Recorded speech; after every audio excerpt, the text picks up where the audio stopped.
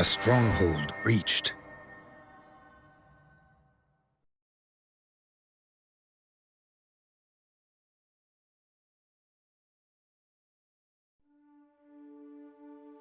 Off the eastern coast of DioField Island, a fleet of warships is sighted.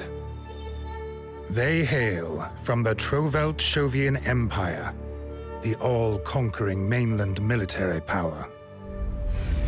The Empire is yet to send an envoy to Alatane, and rumors abound that an invasion is imminent.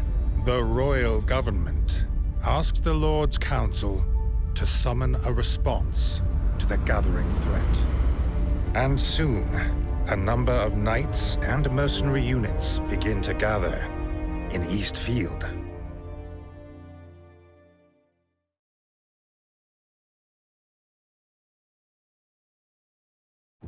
A month has passed since the Blue Fox's formation. Its leaders, Frederick, Walter Quinn, Iscarion, and Andreas, have spent this time expanding the unit.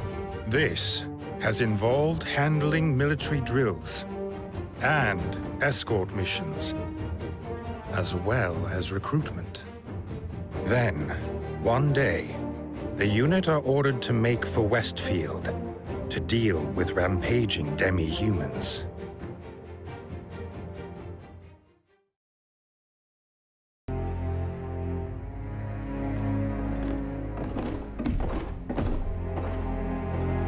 This will be the Blue Fox's first long-distance deployment. Expect a major battle.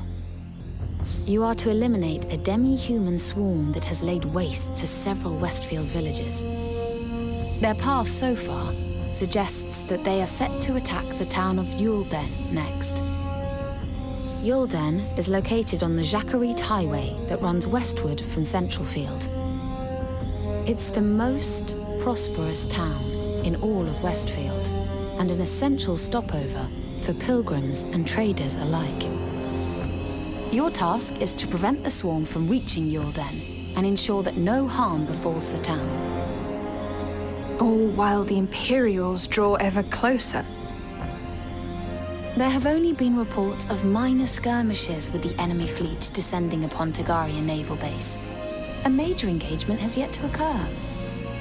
There is still time before the battle truly begins. Time aplenty for you to fulfill this mission. It's just all so underwhelming. There is just as much meaning to be found in defending Yulden as there is in fending off the Empire. Please, I am in no mood for such nonsense. Enough! We must hurry!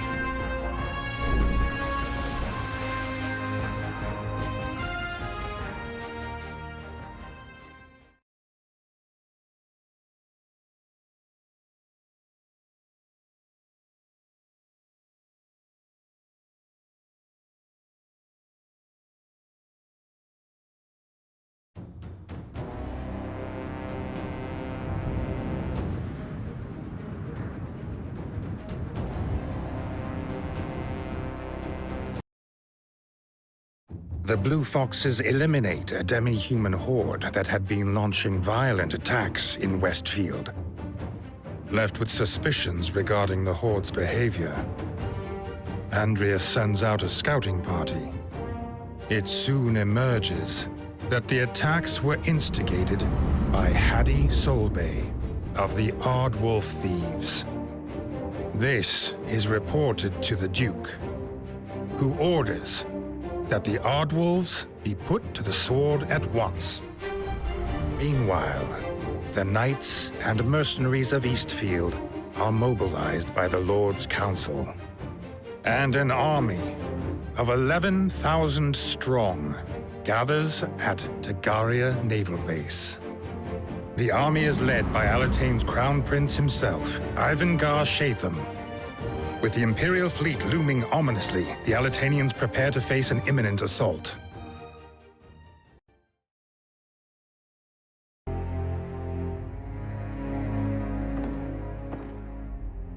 Our next mission involves the elimination of the Ardwolves. They're a band of ruthless criminals who'll commit any atrocity if it earns them coin. Our investigation into the demi-human attacks also revealed the Aardwolves to be linked to the Empire. The Empire? So that's the bigger picture. Stirring up domestic trouble to weaken us from within. Correct. And the Aardwolves' leader, Hadi Solbay, is particularly notorious for his vicious crimes throughout the country. He's the one who arranged the attacks by the Gothram bandits and the callous kidnappings of young women for Count Horace. The Duke feels we can ill afford inaction when our kingdom is already in dire straits. The Aardwolves have long been elusive, but we have at last found their camp in Udine, West Central Field. We can spring an ambush on them if we make a detour to the camp via the crags on the western side of the forest. Understood. We must vanquish them before they move camp.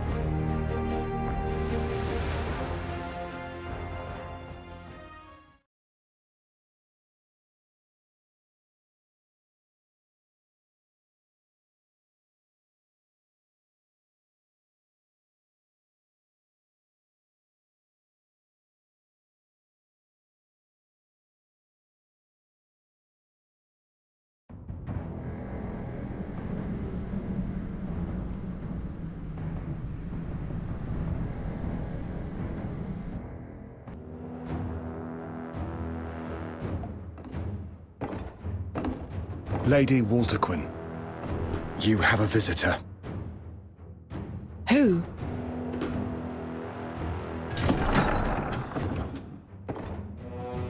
It is I, Shivat Moltzin. I do say you are looking radiant as ever, my lady.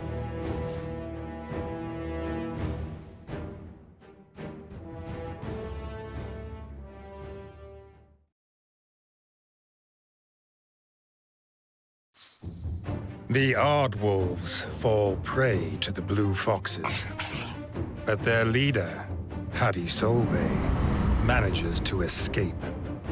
As the group considers how best to track him down, they are paid a visit by one Shivat Maltsen.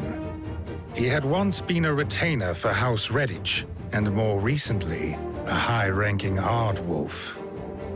Though he showed no hesitation in divulging the location of Solby's hideout. It seems he has taken to hiding in a cave near the Riodale River in Central Field. The unit are all set to depart for the river when they receive an unexpected visitor. It is Duke Hende himself, Lord Counselor and patron of the Blue Foxes.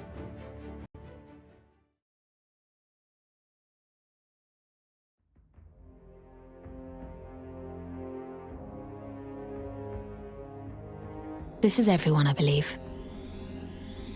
Splendid. Please be at ease. My presence should not be cause for alarm.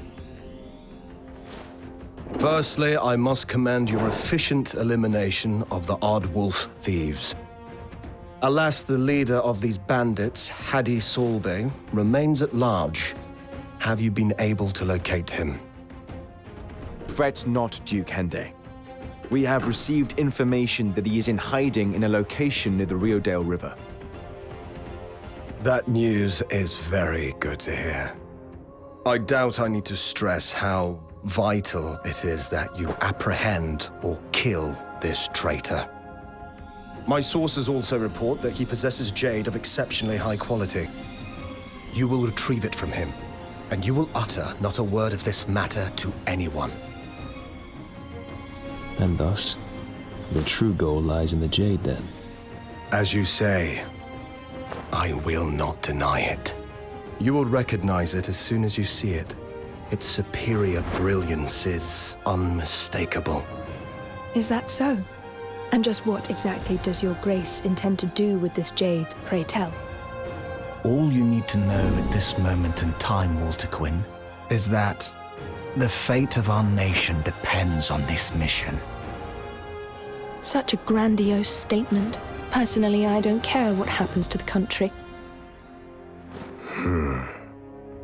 Keep your thoughts to yourself, Walter Quinn.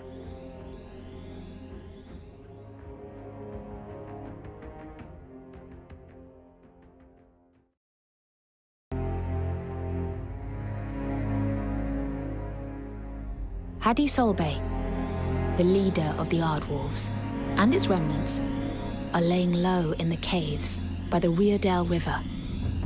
The mighty Riodale raises in Centralfield and then crosses Southfield on its way to the sea.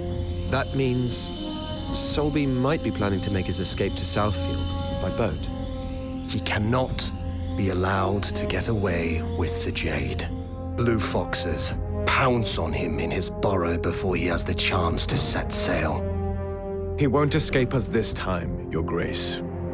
And of course, we'll try not to forget about the Jade while we're at it, yes? Naturally.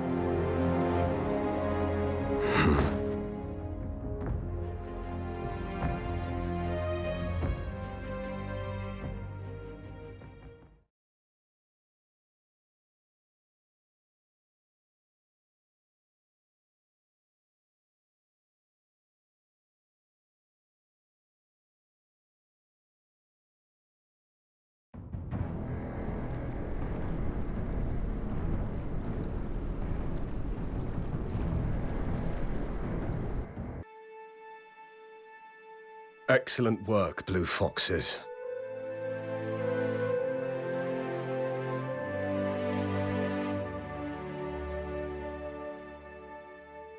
Your efforts will be handsomely rewarded. The violence in Centralfield will hopefully end now, Hadi Solbay is out of the picture.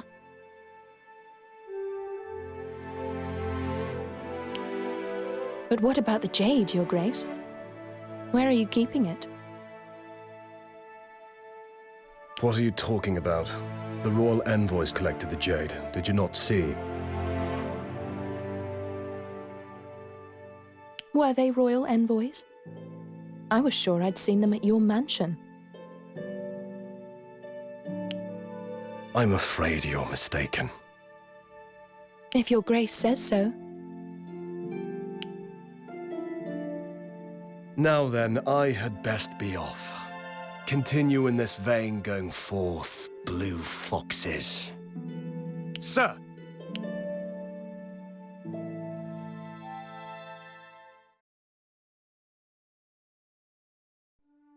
The fuse of war is lit, and clashes break out on the eastern coast between royal and imperial forces.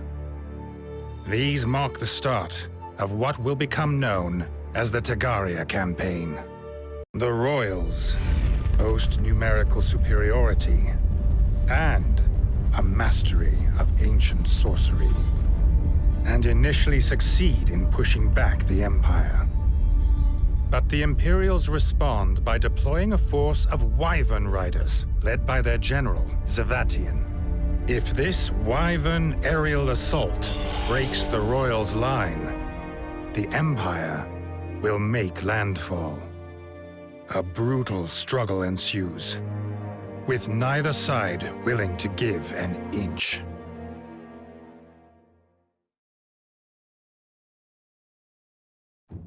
Ardwolf's leader, Hadi Solbay, is slain, and his Jade is retrieved by the royal government. Some Blue Foxes grow suspicious of the Duke, but given the escalation of military action, there is no time to entertain such doubts.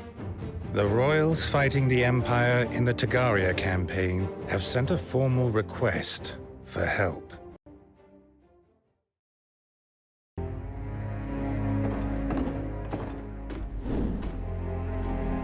We have received word that hostilities have broken out at Tagaria. The Empire attempted to break through our fleet off the Tagarian coast in order to make landfall at the naval base. Fortunately, Prince Ivangar's elite squad was able to hold the line and push the Empire back. Currently, the naval battle is in a deadlock, though it does seem that some Imperial units have made it ashore. We too are to answer the Kingdom's call. Ready up and depart for the base. We've finally been called up. I never imagined we'd be fighting in a full-scale war. Ultimately, your main objective is to assist the army. you are to provide reinforcements for the front line. En route to the base, however, you will also need to defeat units headed in this direction. You will take the Jacquerie Highway from Central Field towards Tagaria. Expect to encounter the Wyvern Riders gathered near Bald Greatbridge at some point. Wyvern Riders? They are knights mounted on winged creatures, wyverns, who nimbly attack from above. I believe that is a job for your bow and arrows, Iska. The Blue Foxes are counting on you. Now more than ever. Not a thought that brings me joy. Well, the way I see it, the war looks bleak. Especially if we're being called up to fight. Look at it this way. This is a rare opportunity to show what we can do. You have such a yearning for war. I can't comprehend it. Enough, Iska. We're to make for Eastfield at once.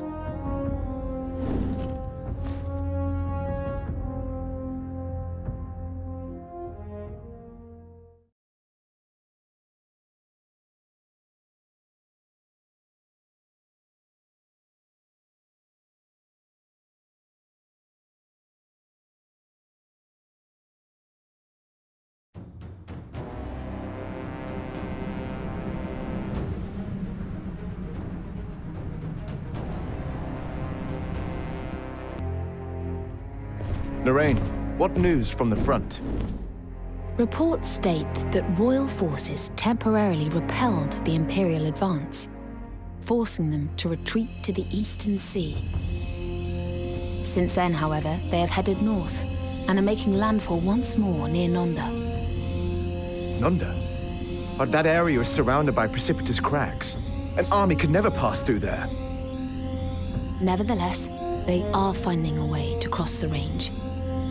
By what means, though, I have yet to confirm.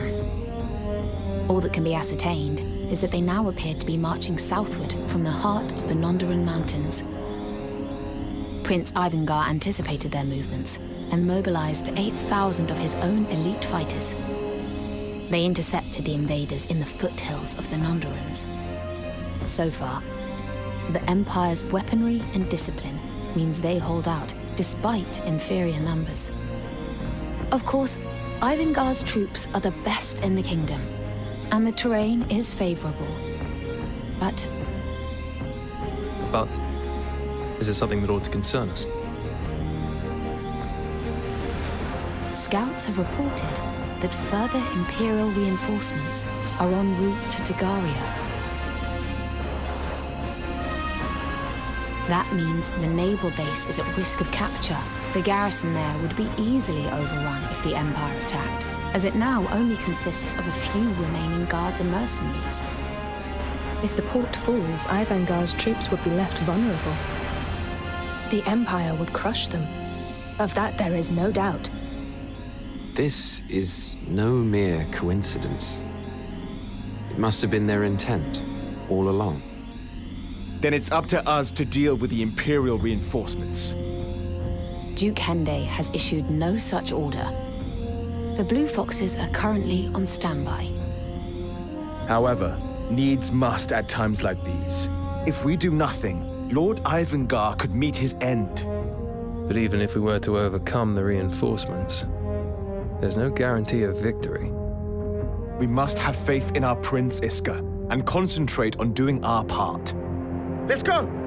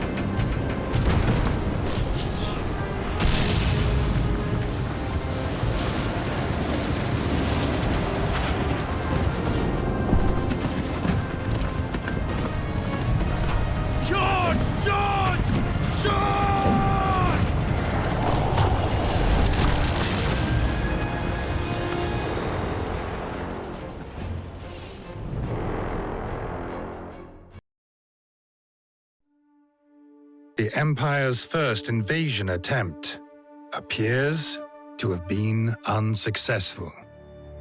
A mercenary unit known as the Blue Foxes, stopping their reinforcements from coming ashore.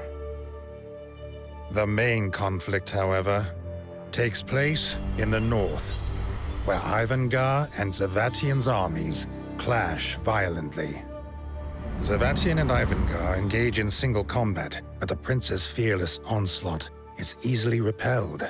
At last, a fateful bullet pierces the prince's chest, and as his life is snuffed out, so too is the morale of his army.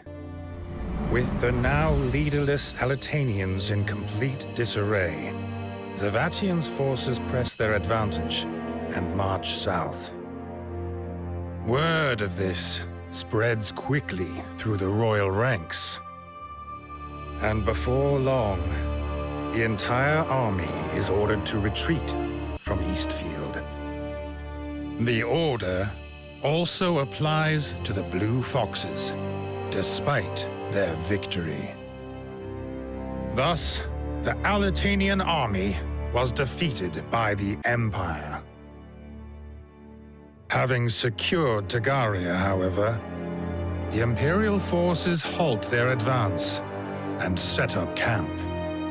Meanwhile, the citizens of Alitane fall into despair.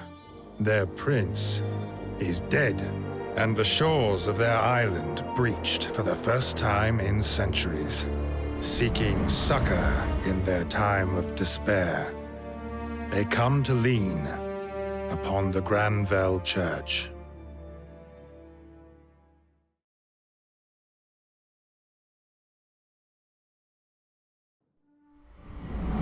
My first ever encounter with Levantia Shatham was certainly a vivid one. On the day I was assigned to be his chamberlain, he introduced himself to me not as a prince, as one would expect, but as an equal. He had a calm smile and exuded wisdom that belied his young age. One day, it was decided that Levantia would be sent to House Leicester, whose head, Arlim, was a close ally of the king. A decision made in secret. Among the bustling activity surrounding the prince, an air of uneasiness had started to brew. He seemed aware of it, yet as we spoke in the carriage to Leicestershire, there wasn't a hint of worry in his voice, nor was there the slightest change to his smile.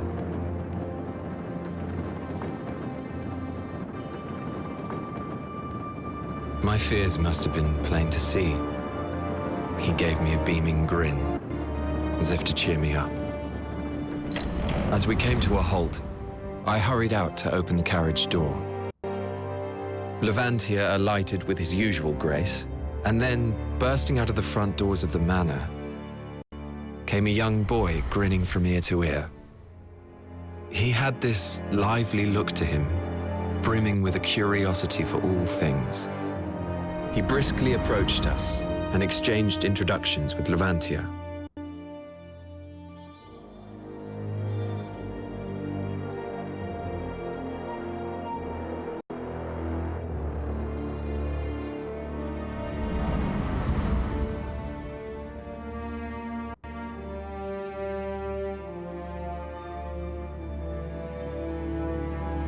There was a youthful warmth to his voice that assured me that he bore no malice, and I began to feel at ease. Having already become fast friends, the two then turned to me and called me over.